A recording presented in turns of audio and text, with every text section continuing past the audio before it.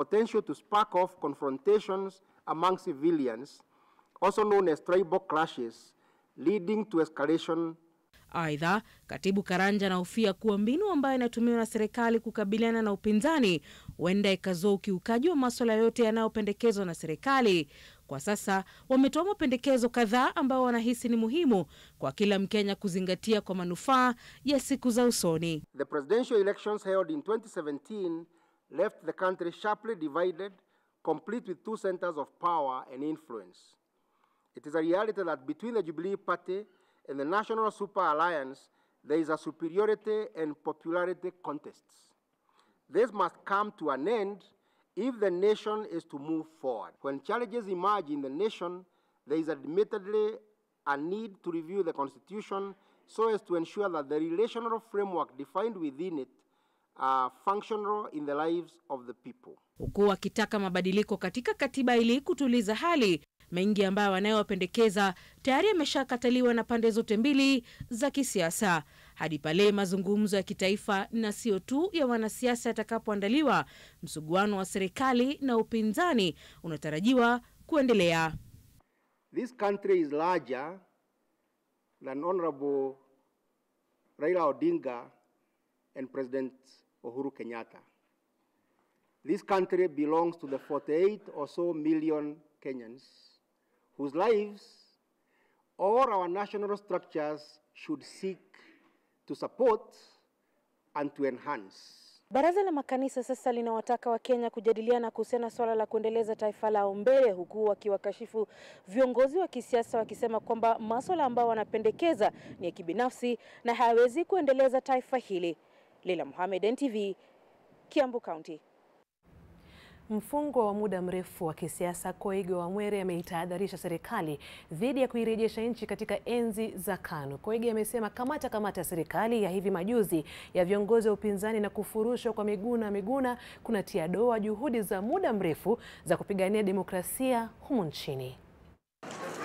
Kufukuzwa nchini kwa mwanaharakati wa upinzani Miguna lilikuwa tukio la punde zaidi katika mgogoro wa serikali na upinzani pamoja na mashirika ya kiraia.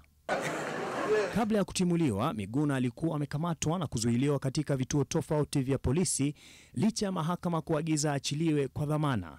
Hatimaye uraia wake wa Kenya ulibatilishwa na alisafirishwa Canada. Tukio hilo limeibua kumbukumbu ya enzi ya utawala wa chama kimoja. The country's democratic system is failing, it's not functioning. And of course you know how we fought against this for a very long time, almost 40 years. We were saying no to detention and other violations of human rights. Now that it has started, and I hope that Miguna is not the beginning of many more. Kamata ya serikali dhidi ya upinzani imetokana na kiapo alichokula Raila Odinga tarehe 30 mwezi jana. Baadhi ya viongozi wa upinzani wamepokonywa ulinzi na bunduki, huku wengine wakitakiwa warudishe hati za kusafiria. Hatua hizo zimezua hofu miongoni mwa asasi za kiraia na waliokuwa wafungwa wa kisiasa. But if we are going to have other people being detained or being sent into exile, and of course others also being detained, the two sometimes have to go hand in hand. Then it means that we are back to those dark days of one-party rule. We are not going to stand for a country, a state that arrests or abducts its citizens using the kind of violence and takes people to unknown places. That used to happen in the 80s during the one-party dictatorship. Mbinu hizo zilizotumiwa na utawala wa KANU pia zilijumuisha kutatizwa kwa uhuru wa wanahabari. Baadhi ya machapisho yaliyokuwa yakikosoa serikali yalizuiwa, mashirika yasiyokuwa ya kiserikali yalikabiliwa, na matukio kama hayo yameshuhudiwa hivi majuzi. Sasa wanaharakati wanahofu kuwa vitendo vya serikali ya sasa visipoangaziwa huenda vikatia doa demokrasia ya nchi hii. We are playing with fire, and I would rather lose everything else except my freedom. And I know nobody a safe from the monster that detains and jails people for their freedoms. All of us have the tendency to talk freely. We want to be able to tell those who have power over us what we are missing from their governance. These are natural rights. These are natural desires. They must not be suppressed. Serikali imezuia kumpokonya kinara wa NASA Kalonzo Musyoka leseni ya bunduki pamoja na walinzi. Agizo la Jaji Roslyn Amburili pia limeizuia serikali kumkamata Kalonzo kwa kumiliki bunduki na kuamuru afisa mkuu wa leseni kuwasilisha upya cheti cha kumiliki silaha kwa Kalonzo. Mahakama aidha imetoa agizo la walinzi kutoondolewa kutoka nyumba za Kalonzo huko Karen, Yata na Saikuru hadi pale kesi iliyowasilishwa kupinga vitendo vya serikali kusikizwa na kuamuliwa.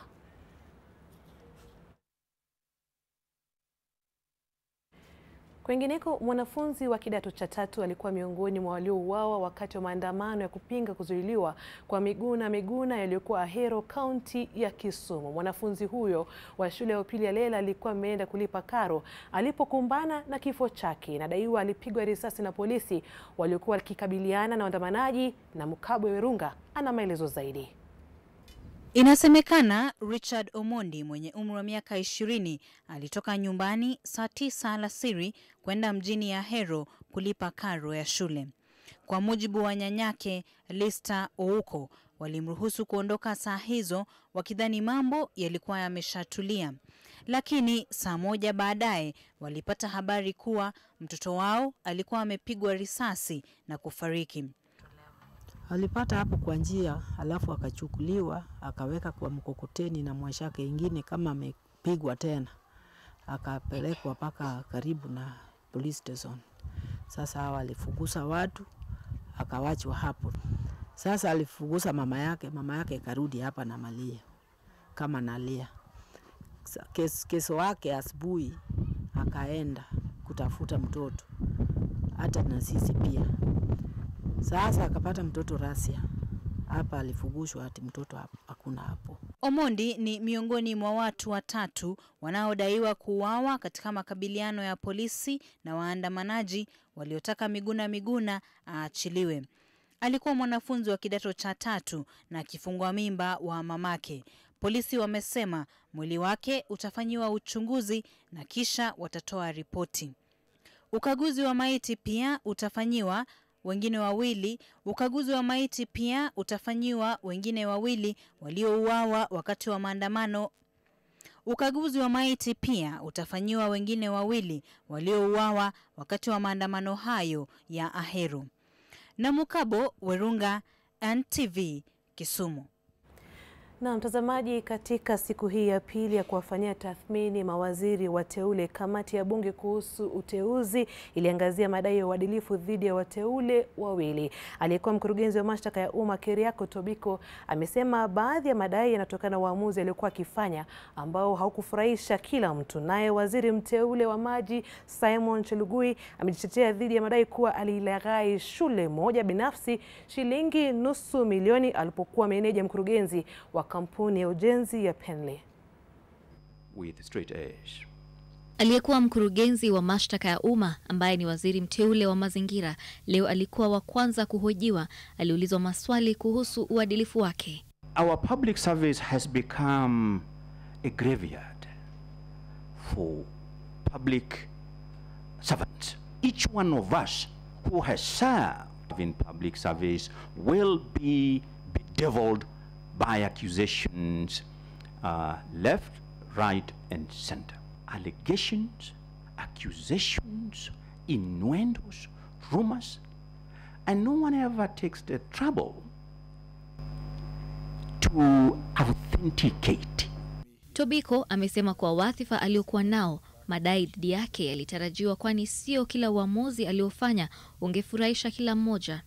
Every decision that DPP makes, for sure, there is going to be a person crying. Or sometimes all parties will be crying.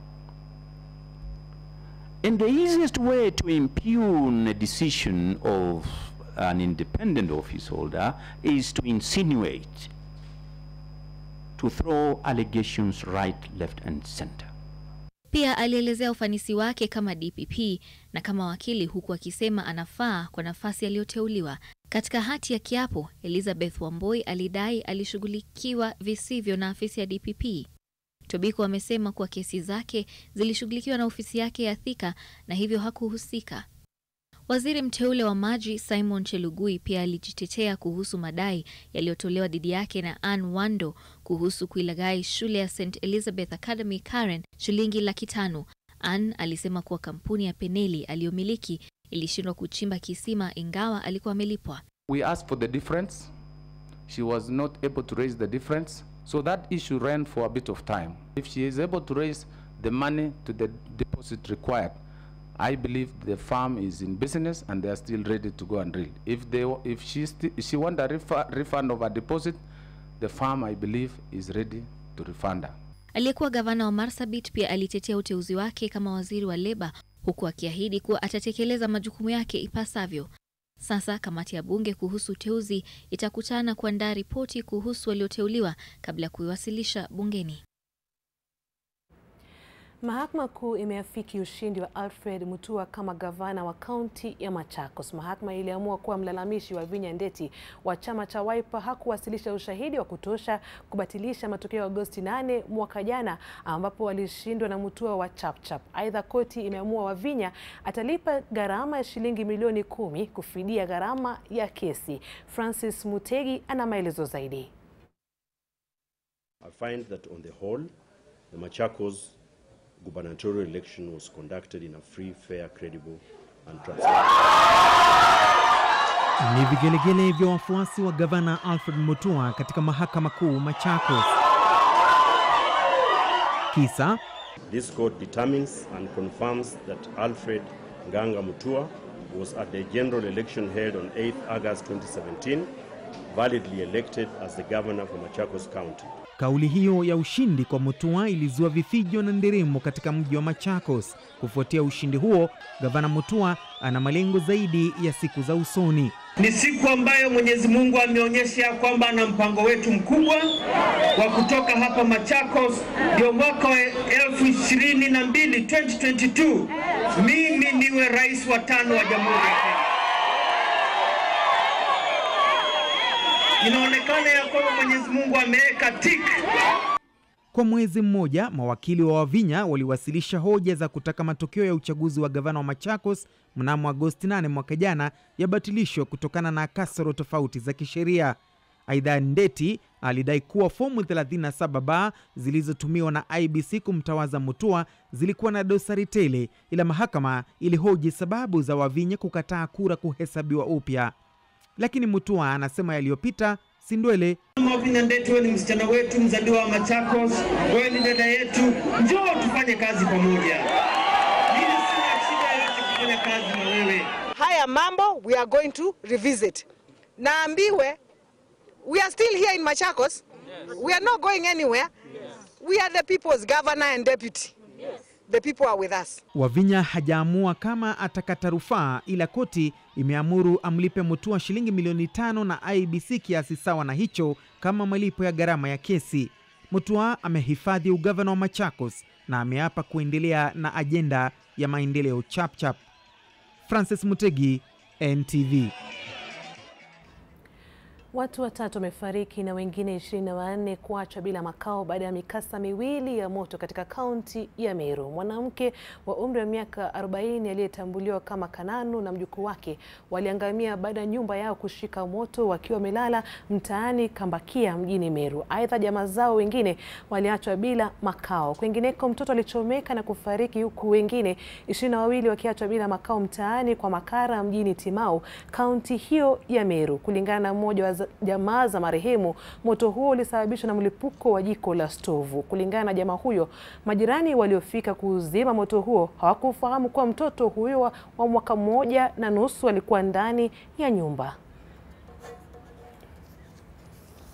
Na watu 4 wameangamia leo asubuhi baada ya trailer kugonga nyumba 6 eneo la Subuiga huko Mburi kwenye barabara ya Nanyuki, Isiolo, kaunti ya Meru.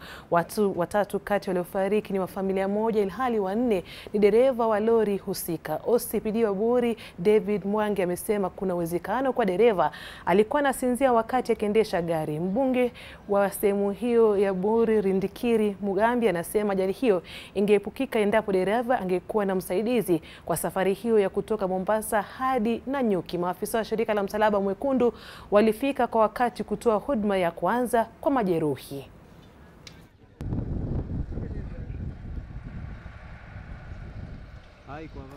Mtazamaji, umaskini ni moja ya mambo ambayo yamechangia ongezeko la wasichana wa shule kupachikwa mimba huko Magarini, kaunti ya Kilifi. Inasemekana wanafunzi wengi hasa wa shule upili hutapeliwa na vijana mitaani kwa tamaa ya pesa. Eneo la Adu ni moja ya maeneo katika kaunti ya Kilifi ambayo yamekuwa yakikumbwa na ukame kwa miaka 5 mfululizo. Hii ni shule upili ya Adu. Kwa miaka 7 sasa, hii ni shule pekee ya upili katika eneo hili. Kwa kuwa shule hii si ya bweni, wanafunzi wa kike na wa kiume hulazimika kuishi katika nyumba za kupanga, kwani wengi wao wanaishi mbali. Hata hivyo, uhuru wa kupangisha nyumba na kuishi bila usimamizi wa wazazi wala walimu umesababisha wanafunzi wengi kupachikwa mimba na kuacha masomo. Wanafunzi wengi wametoka katika familia maskini na hivyo wanaishi katika hali ngumu. Ule mtoto atataka kama kununua kama kumbu vile na tomato, labda atanunua kumbu lakini tomato hana. Atashika tu jamaa tu wa boda yoyote, nisaidie na shilingi 10. Hasa bado amsaidie na shilingi 10, huyu jamaa anamgeuza. Kusema kweli hakuna msaada bure. Kwa sababu ukiombwa leo, kesho akuombe tena. Hata wewe ukifikiria hivi, sasa utasema hii pesa yangu kwani basi nenda bure. Hawa watoto wako exposed kwa mambo mengi, hasa kama hapa wale ambao wamekodisha katika madukani hapa, ni kwamba ikifika jioni hawana ile security ya kuonekana kwamba hawa ni watoto wa shule ama ni wasichana wa mtaani. Kwa hivyo hiyo pia inachangia wao kushika mimba. Kufuatia kuongezeka kwa visa vya wasichana na wavulana wa shule hii kuacha shule, mbunge wa eneo hili aliwaita wanaosimamia shule hii wakiwemo wazazi kujadili mbinu mbalimbali za kupunguza visa vya wasichana kupachikwa mimba. Watoto wanakosa vitu muhimu kama maji, vitu muhimu kama chakula. Hata kwa kulala nyumbani kwao ni shida. Na hiyo ya chakula pia ni kubwa sana, maana kwa watoto wengine wakija shuleni hata hutuambia kama sisi walimu hatukula jana, hatukula hata asubuhi. Kile chakula tunakula hapa shule cha mchana ni hicho mpaka kesho, hiyo ndio tutakuja kula tena. Sasa mambo kama yale inawasumbua sana wale watoto wetu na masomo yao inakuwa yako chini. Mwalimu mkuu wa shule hii Paul Kibina amesema kuwa wasichana wengi hudanganywa na pesa na vijana wanaoishi mitaani kufuatia kuwa wanatoka katika familia maskini. Kibina amesema kuwa mwaka jana wasichana 3 walipachukua mimba na wengine 2 waliokuwa kidato cha 4 walijifungua watoto. Hata hivyo, si wasichana pekee walioathirika, hata wanafunzi wa kiume katika shule hii wanaacha shule kufuatia ndoa za mapema. Alafu hata wengine hao wanafunzi ambaye wameoa wa kiume. Wameoa kama mwaka jana tumekuwa na kijana mmoja wa form 4. Alikuwa ameoa bibi wangapi? 2. Mwalimu mkuu vile amelalamika hali duni ya shule. Vyoo shuleni haviingiliki. Shule haina maabara, umeme wala ua. Kujisaidia huko msituni ambaye kuna manyoka na ni hatari. Alafu hata na magonjwa, wanashika magonjwa kuambukizana kutoka kwa kinyesi. Anakalia jiwe kisha perform hapo. Hata hivyo, mbunge wa eneo hili amewataka maafisa wa polisi kuwajibika na kuwakamata wahusika wanaowapachika mimba wasichana wa shule. Kama viongozi lazima aidha amewataka wazazi wawajibikie watoto wao ili kukamilisha masomo. Hii mambo ya performance kidogo kwa kiasi fulani ingeinuka. Halima Gongo, NTV. Na mtazamaji, kwa sasa nitatenda haki na kusoma arafa kutoka kwenye watazamaji kuhusu taarifa tulizopeperusha. Wengi wanazungumzia baraza la makanisa. Katebe Saddam Kibeta anasema kanisa wametufeli wananchi, wakati huu wameingia kuchelewa. Vita vya kisiasa karibu vinaenda kugawa nchi, wanafaa waongeze sauti zaidi kabla mambo hayajatumbukia nyongo. Na kuna Lucy Otieno anasema kanisa kila siku nashangaa hao huwa wapi, manake wanazungumza kuchelewa wanachelewa tu sana.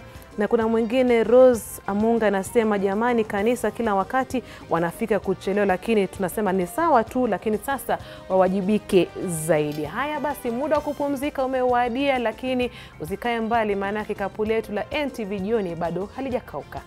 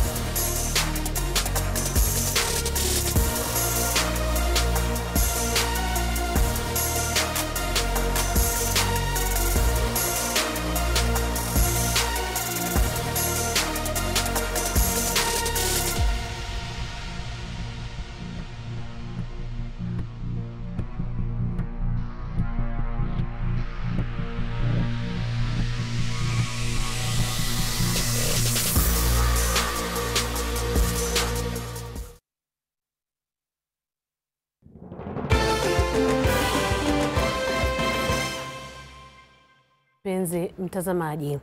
Idara za polisi na uhamiaji zimetetea hatua zao kuhusu Miguna kufukuzwa Kenya. Polisi wamesema kuwa walimwachilia Miguna kwa dhamana ya shilingi 50,000 lakini alikamatwa tena na kusafirishwa na idara ya uhamiaji. Na kama anavyotuarifu Brenda Wanga, idara ya uhamiaji imesema ilichukua hatua hiyo kuambatana na sheria.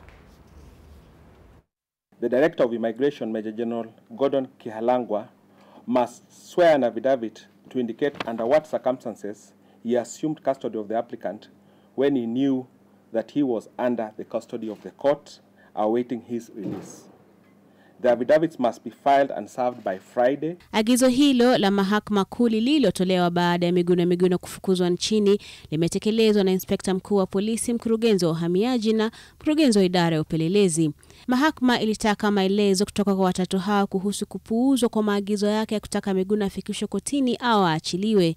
Katika utetezi wake, Inspekta Mkuu wa Polisi Joseph Boynet amesema kuwa hakupuuza agizo la mahakama la kufika mbele ya jaji wa mahakama kuu. Boynet anasema kuwa wakati agizo lilipotolewa alikuwa katika mkutano wa Baraza la Usalama wa Taifa na alimwagiza mkurugenzi wa DCI ahakikishe polisi wamewakilishwa mahakamani tarehe 6 mwezi huu.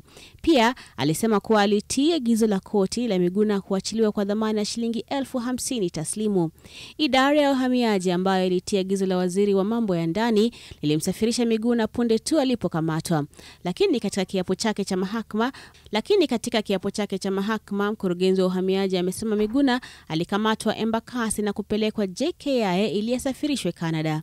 Mkurugenzi amesema kuwa Miguna alikuwa ameuacha uraia wa Kenya na hati ya kusafiria ya Kenya aliyokuwa nayo alikuwa ameipata kinyume cha sheria kutoka kwa aliyekuwa waziri wa uhamiaji marehemu Otieno Kajwang'. Mkurugenzi huyu amejitetea zaidi kwa kusema alitekeleza wajibu kama ilivyopaswa katiba. Kufukuzwa kwa Miguna kumeibua hisia tofauti, huku wengi wakisema ni kinyume cha sheria. Brenda Wanga, NTV. Serikali ya kaunti ya Murang'a inataka kuanzisha sera ya kuhakikisha wamiliki wa vilabu wanalipia gharama ya kurekebisha tabia waraibu wa pombe. Serikali ya kaunti hiyo inataka wenye vilabu wawe wanalipa malipo mengine mbali na leseni ili kusaidia katika mikakati ya kurekebisha tabia. Hatua hii inafuatia malalamishi kuhusu ongezeko la waraibu wa pombe. Mwaka wa 2016, serikali ya kaunti ya Murang'a ilitumia milioni ya pesa kurekebisha tabia za watu ambao walikuwa wameathirika na uraibu wa pombe. Kulingana na Gavana Mwangi wa Iria, serikali ya kaunti haiwezi kuendelea kugharamia shughuli hiyo. I've instructed my finance department to adjust our finance bill and put a levy which we are going to discuss and agree on and immediately have it approved, and that will be specifically alcohol rehabilitation levy. Anybody selling alcohol in this county will be paying that levy. Walinda usalama katika kaunti pia wametakiwa kuwa makini na kukabiliana na unywaji pombe kiholela. I want to repeat once more. We can't have people who are waiting for the president to say, then they think that the president now has forgotten. Until the president speaks again, we cannot sustainably deal with the issue of alcohol. That is a shame. Wenye vilabu hata hivyo wanasema mikakati mpya haijahusisha wadau katika kaunti hiyo.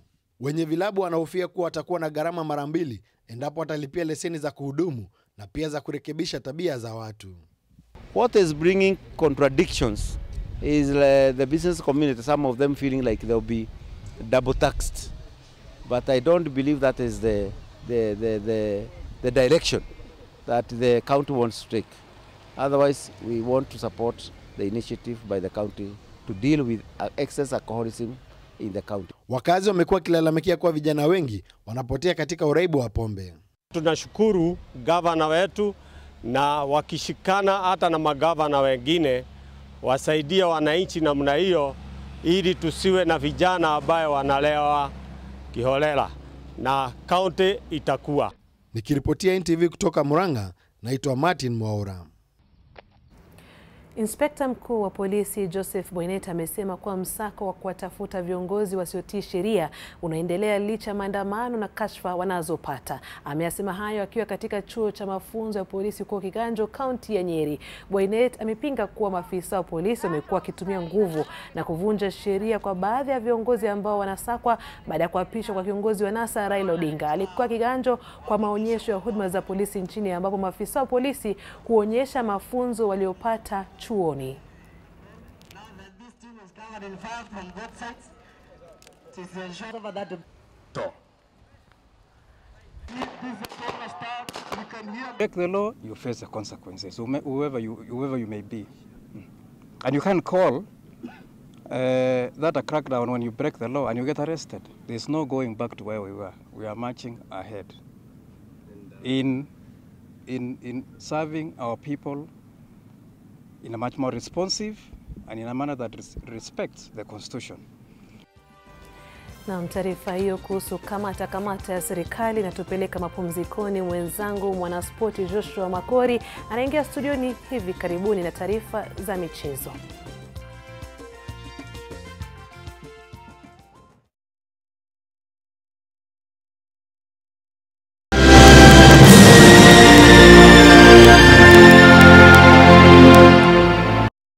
How powerful is the healing power of Vaseline? We applied Vaseline jelly to one leaf, the other we left alone. After just a few days, the difference is visible. Nothing locks in moisture better to keep skin restored.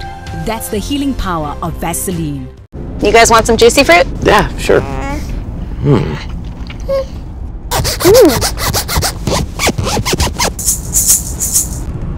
Juicy fruit, now also available in bubble gum. More bubble, more fun. Excuse me, sir. The Wi-Fi here is not free. Can you please make an order? Slave Queen. This is a very high-end restaurant. Who is sponsoring your meal? Can you Google the name Bogwa? The Wi-Fi I have other CO fiber. I don't need it. I have fiber for G Wi-Fi with my own fiber network. Let the young man come on and call me the manager. You know, call me the owner. Call the directors, the shareholders, customer care. Bring them here. Diana. I'll have this here. If you give her the whole restaurant, you now work for me.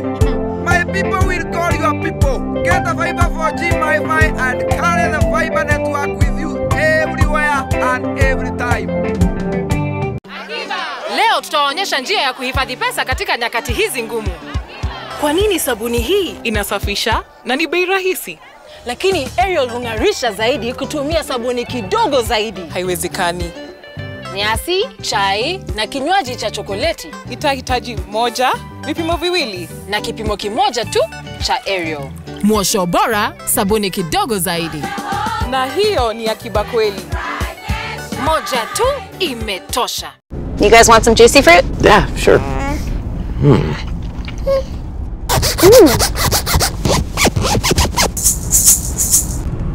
Juicy fruit, now also available in bubble gum. More bubble, more fun. The most common triggers for tooth sensitivity tend to be hot or cold food items. It could be a hot cup of coffee. It could be your favorite cold drink. It's normally a sharp shooting kind of pain that they describe. Sensodyne is a great toothpaste to relieve sensitivity. Sensodyne works within the tooth structure itself, which will help relieve sensitivity. Don't suffer in silence. Do use a toothpaste like Sensodyne. Downy Concentrate, world's #1. Back from school, it's evening time. Aunties hug him, why is that? Stressed and sweating, top to toe. Aunties still don't let him go. Why is that? It's Downy Concentrate Fabric Softener. Use it in the last rinse. Soak your clothes in it for fresh clothes even when you sweat. Downy Concentrate. Yes, Mom's Geisha Super. Can it last longer than this soap? Are you kidding? Of course it can. Look, Yusuf is gone. But Geisha goes on and on. That's right, Geisha lasts and lasts. Tomorrow night on NTV. The closer you get to somebody, the more you know about them. The more you know about them.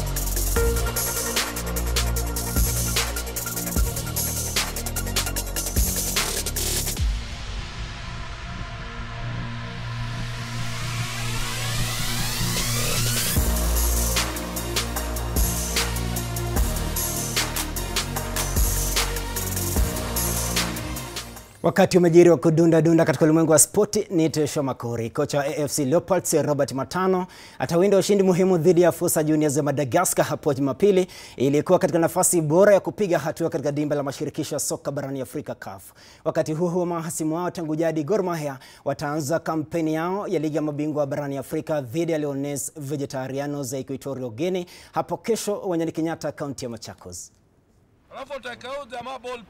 Washindi wa ngao ya GoTV mwaka jana AFC Leopards wangali wanaendelea na matayarisho yao uwanjani Buhungu, kaunti ya Kakamega kabla ya kuchuana na Fusa Juniors ya Madagascar Jumapili hii. Tunataka kucheza vizuri, tushinde sababu tuko nyumbani. Itatusaidia sana tukienda away tarehe 21. Na ni muhimu kwetu. Kwa hivyo kila mtu ajitolee, lazima wako ready. Tunajua tutashinda. Mechi hiyo ni ya mchujo ya kuwania kufuzu kwa raundi ya makundi ya kombe la mashirikisho ya CAF. Kocha mkuu Robert Matano anawaomba mashabiki wafike kwa wengi kushabikia Leopards ambayo itakuwa inapeperusha bendera ya Kenya. Ndio wakati ambao wanaweza kuja kwa na ile solidarity, moral behind the team. Wala na maji, wana nini, wana soda, wana maziwa. Walete timu wa motivate players, walete mtisha. Kwa tuko nyumbani, na kiwa nyumbani lazima tutunzwe. So tunaomba kwao.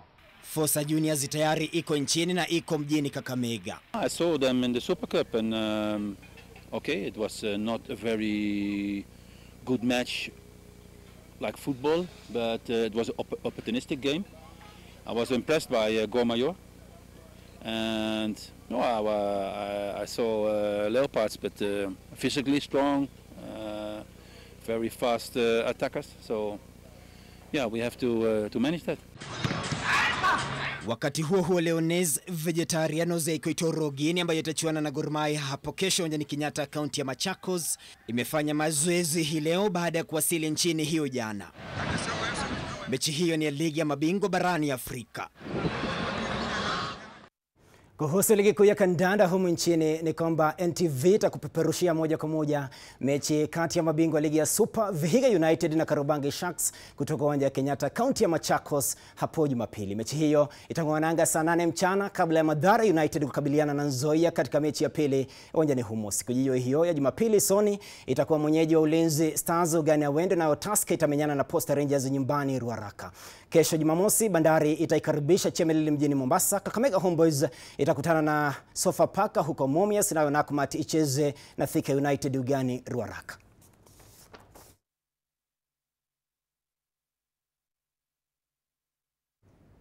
Tuangalie raga, na ni kwamba mabingwa tetezi wa kombe la Kenya katika raga ya wachezaji 15 kila upande KCB wanadhamiria kuibwaga Mombasa uwanjani Mombasa Sports Club hapo kesho, wakati kinyang'anyiro hicho kitaingia raundi yake ya 9. Wanabenki hawajashindwa hadi sasa, huku wakiandamwa kwa karibu na Homeboys ambayo itakutana na Black Blood ugani Jamhuri Park. Kabras Sugar itachuana na Kisii katika uwanja wa maonyesho ya kilimo ya Mamboleo mjini Kisumu, nayo Mwamba itakuwa mwenyeji wa Nondis huko Railway Club. Impala itamenyana na Nakuru RFC nyumbani Impala, huko Strathmore Lions ikiwa mgeni wa Queens ugani RFUE.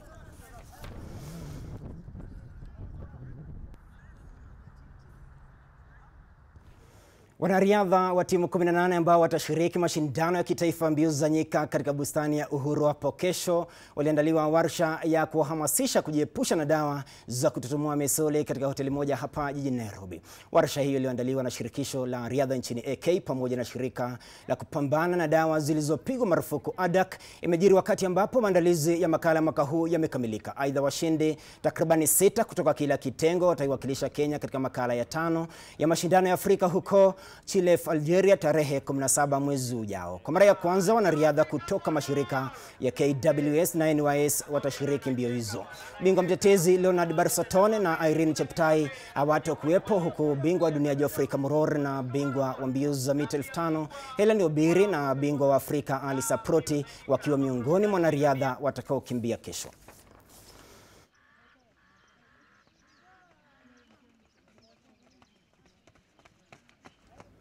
Na baada ya kuteuliwa kuwa waziri wa michezo humu nchini na Rais Uhuru Kenyatta, Rashid Achesa hii leo amekuwa na fursa ya kueleza mipango yake mbele ya kamati inayowatathmini mawaziri wateule. Kama mdau, Achesa alisema atahakikisha kuwepo kwa vituo vya mafunzo ya wachezaji katika kaunti zote 47 ili kugundua na kukuza vipaji mashinani.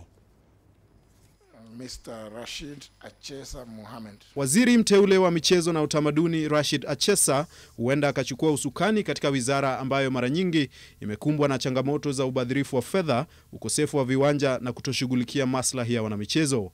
Ni jambo ambalo lilimfanya waziri anayeondoka Hassan Wario kupoteza imani ya wanamichezo na Wakenya kwa jumla. I have won that shoes before. I know how it fits and I know how it pinches. I understand the challenges that are young men and women who are sportsmen, what they go through in this country, Mr. Speaker. Katika miaka mitano iliyopita, wizara hii imekumbwa na masuala ya kuhusu ufujaji wa fedha katika michezo ya Olimpiki ya mwaka 2016, Kenya kupokonywa uwenyeji wa CHAN mwaka 2018, vioja wakati wa kubuni sheria ya kupambana na utumiaji wa dawa zilizopigwa marufuku, na safari ya Harambee Stars kuenda Cape Verde mwaka 2015. Mapendekezo ya Achesa kama suluhisho, hata hivyo, hayakudhihiri moja kwa moja. When an issue like our failure to host very prestigious tournament like CHAN, which would have given us a lot of tourists, would have given us a very good name within the region and even abroad, and even our own players would have managed to get into professional circles.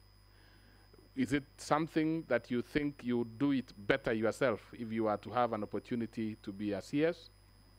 I have established that the main reason why we did not host the CHAN Championship is because the stadia, it was because the stadiums were not ready, Mr. Speaker. Under my leadership, I will source for funding through the National Treasury and sponsors to ensure the stadia are complete so that we host future championships. Achesa aidha alikuwa na wakati mgumu kujibu maswali kuhusu mienendo yake ya kisiasa na rekodi yake ya uhalifu wowote. Wewe utaendelea na ile siasa yako ambayo tunajua ukiwa waziri ya kunyorosha watu huko kwa mazishi huko mkoa wa Western ikifika Jumapili na Jumamosi, ama wewe utavaa suti ya waziri na utaweka nidhamu na sheria na desturi. Hili jukumu ni nzito sana, na sisi sasa siasa imekwisha. Saa hizi kazi yetu sasa ni kufanyia Wakenya kazi, kuhakikisha ya kwamba tuna deliver manifesto ya serikali yetu na manifesto ya Mheshimiwa Rais. Baadhi ya wanakamati walionekana kufurahishwa na maendeleo ya Achesa hadi kuwa waziri mteule. Wengine aidha wanahofia kuhusu tajriba yake ya uongozi na majukumu yake mapya. Edmond Nyabola, NTV. Moja kwa moja tunapaa angani katika anga ya mataifa, na ni kwamba Barcelona itapambana na Sevilla katika fainali ya kuwania kombe la mfalme almaarufu Copa del Rey mnamo Aprili tarehe 21. Barca ilifuzu fainali ya 5 mfululizo ilipoinyuka Valencia mabao 2-0 ugenini Mestalla katika mechi ya mkumbo wa pili. Filipe Coutinho aliingia kama mchezaji wa akiba na kufunga bao lake la kwanza tangu kujiunga na Barcelona kunako dakika 49. Ivan Rakitic alitia kimiani bao la pili na kuhitimisha ushindi katika dakika 82. Aidha, Sevilla ilikuwa imeilaza Leganes mabao 2-0 Jumatano na kusonga mbele kwa jumla ya mabao 3-1.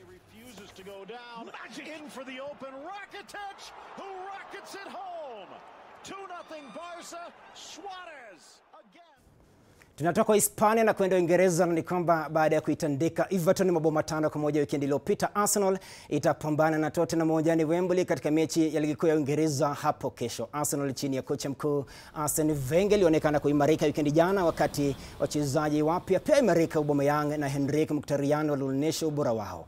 Mlinda lango Peter Cech anatiliwa shaka kucheza kwa sababu ya jeraha, huku Dan Welbeck akiwa amepona sawa na Nacho Monreal. Kocha wa Tottenham Mauricio Pochettino huenda akamwanzisha mchezaji mpya Lucas Moura, nao Tobin Harry Winks na Danny Rose wakiwa tayari kuwajibika baada ya kupona majeraha. Kesho pia kutakuwa na mechi kadhaa ikiwemo ile ya vinara Manchester City dhidi ya Leicester City ugani Etihad. Kesho kutwa Newcastle itaikaribisha Manchester United huko Southampton ikiwa mwenyeji wa Liverpool.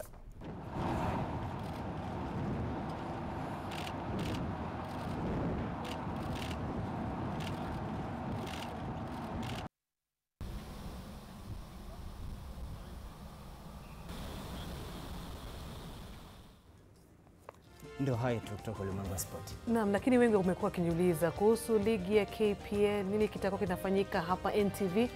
Yaani ni fanaka, ni furaha kwamba ligi kuu ya kandanda ya Kenya kwa mara ya kwanza tutakuwa tunaperusha hapa moja kwa moja NTV. Kuanzia lini? Na mechi ya kwanza kabisa Jumapili uwanja wa Kenyatta kaunti ya Machakos, Vihiga United dhidi ya Kariobangi Sharks saa 8 mchana. Saa 8 mchana. Hivyo basi hakuna haja kwenda Mayakos, utaweza kupata tu hapa. Kila kitu. Haya, mtazamaji, umesikia kuanzia weekendi hii tutakuwa tunapeperusha ligi ya KPL na tunaeleza kwamba muda hapa studio umetupa kisogo. Kufikia hapo tunatamatisha taarifa za NTV jioni. Kwa niaba ya Flora Ateno, shukrani za dhati kwa muda wako. Naitwa Jane Gweri na kutakia weekendi njema. Kwa heri, na kuna mmoja kapumpum piga picha pia. Asante sana kwa kazi yako nzuri. Kwa usiku mwema, kwa heri ya kuonana.